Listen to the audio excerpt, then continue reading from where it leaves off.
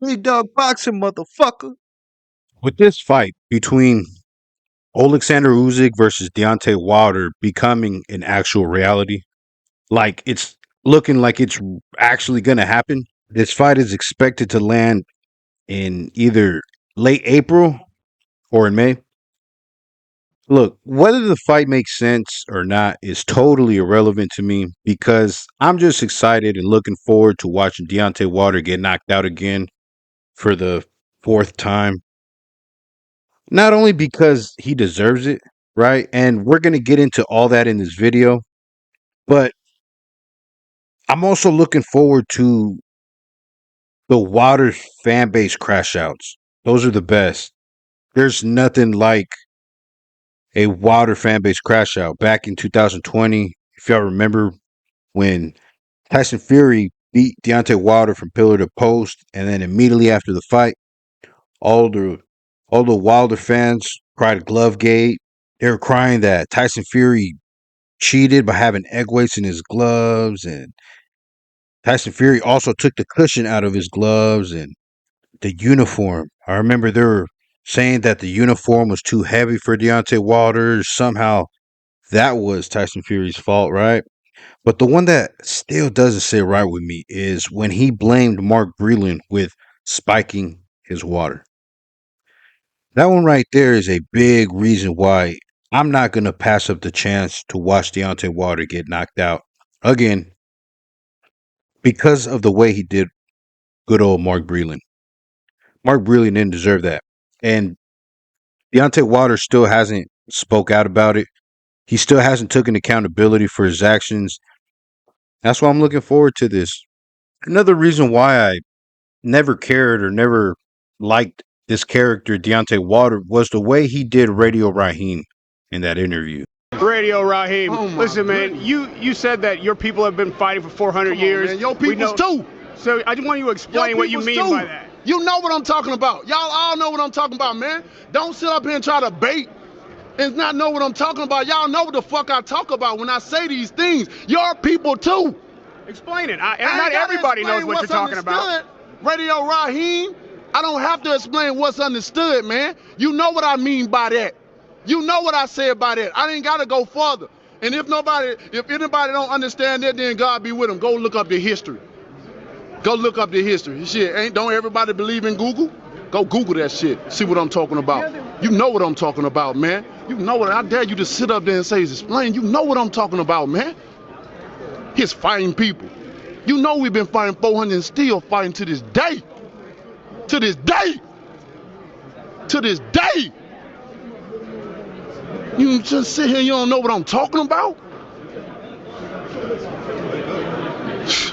Man, I'm out of here, bro. Let's go. Come on, let's go. Let's go, man. He didn't have to come at Radio Raheem like that.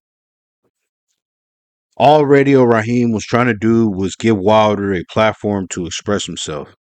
And speaking of that interview, that leads me to the next reason why I never liked this character Wilder. This guy is boxing's biggest hypocrite.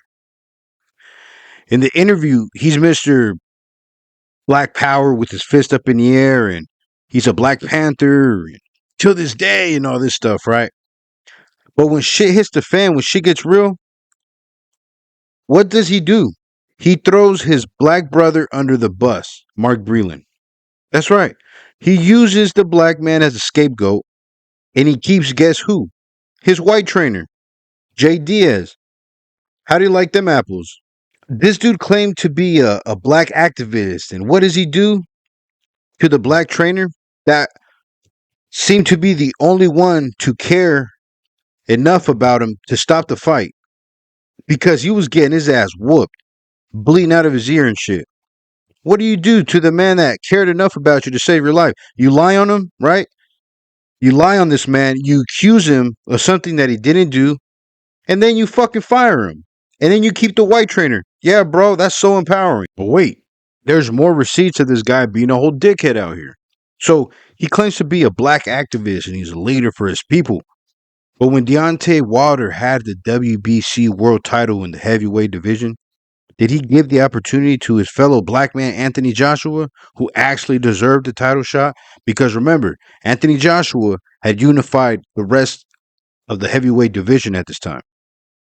And the only other belt that Joshua was missing was the WBC World Championship belt that Deontay Wilder was holding. And did Wilder give AJ his rightfully so deserving shot at the title, or did he give it to a white guy that didn't deserve a title shot? A guy that Deontay Wilder cherry picked, that was coming off of 2 years of inactivity, that was strung out on coke and weighing over 300 pounds. When I found you, you was strung out on coke. When I found you, you was like a big house, contemplating about killing yourself. So don't you ever forget who brought you to Big Time Box. I drugged you back. I brought you back. I provided food and put food on your table for your family to eat. And I'm doing it for the second time. So don't you ever forget that. Another reason why I think that Deontay Wilder is a whole dickhead out here is because he can't take accountability for his actions.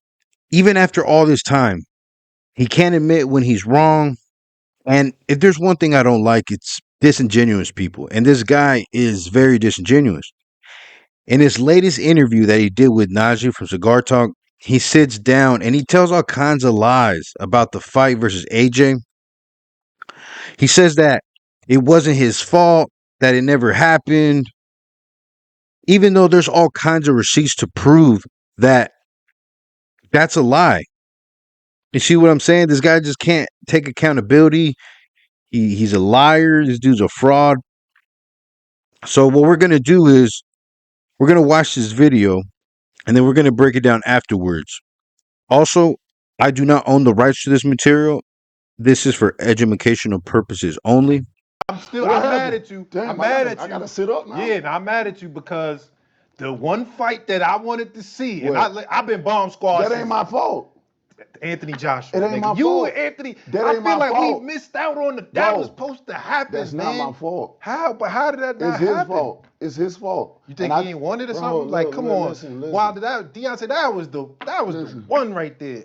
Ooh, don't make me reminisce about that. That was another. Ah, man, damn. Oh shit, boy. You know they say don't think about old situations because you still feel the emotions of it. You understand me? Man, like I tried everything. I even took a low percentage when I was the man. You know what I mean? Right. And you got other guys. They gave Joseph Parker 33%. They gave him 1%. They gave me a flat fee. I said, y'all gonna because they never wanted it. Right. It never wanted to happen. You know, with his promoter and the promoter father, they said they don't care he ever fight me. I was never in his plan because they molded him. When you got a guy and you modifying, you molding him into that, you know, you ain't gonna put him in dangerous fights like that. Oh, you saying Joshua? Of course. You're not, and they words are golden. You know what I mean? Words manifest when you put them out. They said they had no interest in me. I was never in their plan to fight. They don't care if they never fight me. So as you guys seen in the video, Deontay Wilder claims that it wasn't his fault for this fight never happening and that it was AJ's fault, Anthony Joshua and his team. They were the ones that never wanted this fight, right? So if that's the case, then why did Eddie Hearn, Matchroom, and DAZN send Deontay Wilder a $100 million contract? A $100 million offer that Deontay Wilder rejected. Y'all see what I'm saying now, man? This dude Deontay Wilder is a whole dickhead out here, man. And come April or May, I am so looking forward to seeing that demon Oleksandr Usyk beat the shit out of Deontay Wilder. I can't even front, though. I'm also looking forward to the build-up, and I'm looking forward to seeing all the American fans come out and start believing in Wilder's right hand again, right? Start believing in his right hand all over again. When in reality, Wilder never really had any power in his right hand. His right hand only worked with a bunch of bums. That's right. That right hand only worked with the bums and the Uber drivers that they were feeding them at Golden Boy Promotions and the tomato cans over at PBC. Because the moment he steps up in competition, that right hand power goes right out the window. It stops working. Because when he steps up in competition, right, he lands that right hand on Tyson Fury, couldn't get Fury out of there. He lands that right hand on Joseph Parker, couldn't get Joe out of there. He lands that right hand on Zhile Zhang. Guess what? He couldn't get him out of there either. It was the other way around. Zhang packed Wilder's bitch ass up. And you guys think you think Wilder's right hand is going to have any effect on Usyk? In your dreams, fanboy, in your dreams. Yo, Oleksandr Usyk is going to rape Deontay Wilder. But anyways, guys, I'm going to stop it there. I'm starting to ramble on. I could keep going on and on, but I think I've got my point across about how I think that Wilder is a whole dickhead out here. And I kept it boxing at that. I kept it clean, you know. I didn't even have to get into the part of the interview where he talks about how not even his own family respects him and how his brother be stealing money from him and his girl left him and all this stuff, right? I could definitely do a part 2. Let me know, guys, down in the comment section what you think. But anyways, once again, this has been your boy, Big Old Dog Boxing in the Mouth. This bitch.